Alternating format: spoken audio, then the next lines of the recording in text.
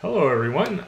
I'm Matt Taylor, the director of the Smaftsafeyoga website, and today I'm fortunate enough to be interviewing Christine Carr, a doctor of physical therapy and a professional yoga therapist, as well as a long list of other great professional attributes. And Christine, I'd like to start by just maybe telling the viewers what got you interested in participating in this Smart Safe Yoga process.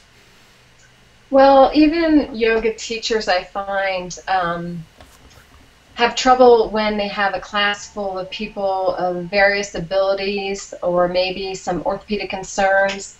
And as a physical therapist that's also a yoga teacher, I feel that I'm in a really good place to help these teachers help their students, but to also help people that just want to try yoga and haven't done it but are a little leery because of some physical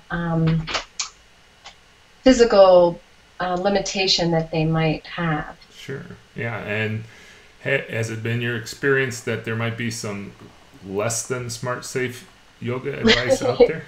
Yes, and I got into it actually because I thought it would be a really good workout. Power yoga was what drew me into doing yoga in the first place. And then, of course, like many say, I was pulled in and discovered there's so much more. Oh, yeah. But I do feel that a lot of teachers, although they really want to give their students all the benefits that yoga offers, they just don't have that knowledge of how to work with disabilities or limitations, just because their schooling isn't quite as long and there's so much to know. So I'd love to be sort of a consultant or help in some way through what I've learned. Well, and it's fun to watch because they're hungry. I mean, I spend a lot of time in the yoga world, and they're hungry for good solid information. So this is going to be great. And how about for yourself personally? What's the bug? Like you hinted at it that I went in for a workout and I stayed for something else. What? Right. Well, I have my own little injuries I've worked with through the years, but I just find that when you learn to do yoga more safely and you really start to understand your body and how moving it in certain ways can affect your physiology, then it becomes that much better. You keep going back to your mat, and your practice might change from day to day. You might feel like you can push a little harder one day, but having that awareness that some days you might need to back down and take it easy. I think that that's been a powerful lesson for myself, and just learning more about how to be safe on the mat.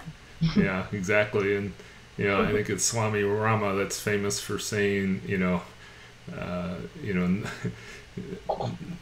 no violence is the key. Ahimsa, right? always. Oh yeah. So that's really, I think, what we're trying to do is make sure that it is safe and smart for anybody of any type of physical ability, but also just temperament and everything else, right? Yes.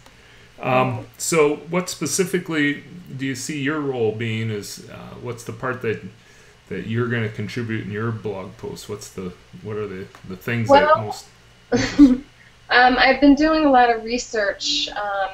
I'm also working towards my orthopedic certification, so it's kind of put me in front of a lot of research, and I find that that's a good catalyst to start developing blogs on various body parts applicable to yoga practice.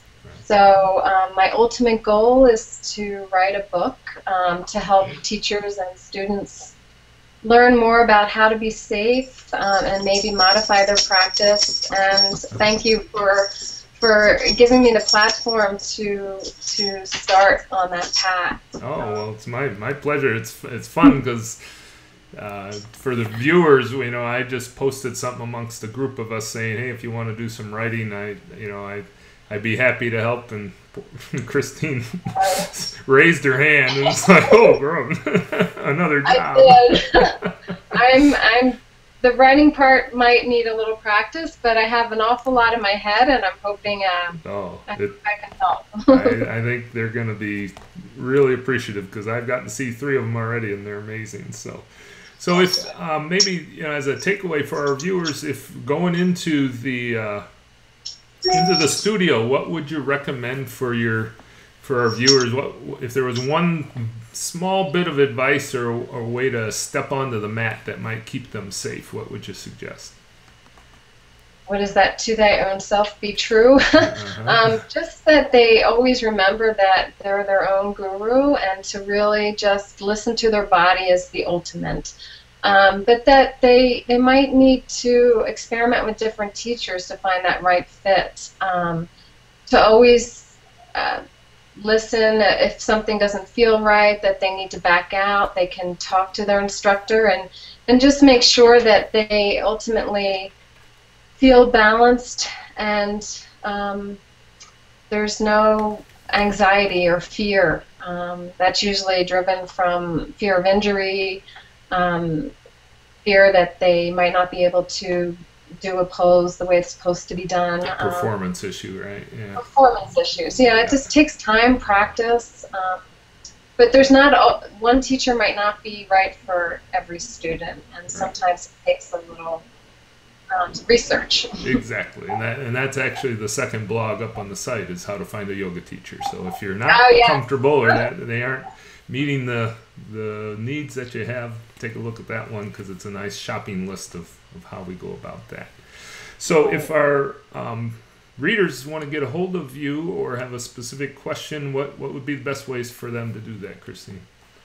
Well, I have an email. It's Christine@Smaftsafeyoga.com. So especially if they have any questions about any posts, they can contact me through that. Yeah, that would probably be the easiest way. Okay, and then there will be the comments area under your blogs as well, right? Absolutely, I can respond to that as well. Okay, well that's great. Well, welcome aboard, and I'm sure this won't be the last time. And thank you so much for all that you do, and yeah, I can't wait to see how this all transforms the world. It'll be a surprise. That's all we know, right? So thank you, Christine. Thank you, Matt.